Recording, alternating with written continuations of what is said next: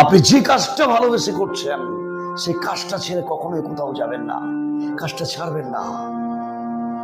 কারণ যুদ্ধক্ষেত্রের থেকে যদি কেউ চলে যায়, পরাজয় স্বীকার করে, তাহলে আর যাই হোক সে জীবনের সব থেকে বড় যোদ্ধা হতে পারে না। আসুন, কাজ করুন, এগিয়ে চলুন, এটাই জীবন।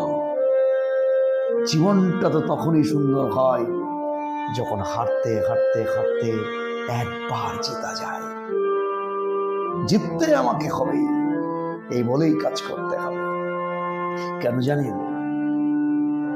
দীর্ঘদিন ধরে আমরা একই ইতিহাস পড়ে আসছি, যে যে কাজ করে সেই জয়ী হয়, আর যে কাজ করতে করতে ছেড়ে দেয় সে আফসোস করে, ইস যদি কাজটা ধরে রাখতাম আজকে ভীষণ বড় জায়গায় হয়তো পৌঁছে যেতাম। এটাই জীবন। কি বলুন তো, আমরা না মাঝে সাঝে দুর্বল হয়ে যাই।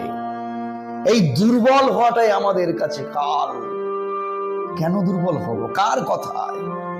আরে আজ হচ্ছে না তো কাল হবে, কাল হবে না তো পরশু হবে, হবে তো একদিন। ঠিক আছে তো?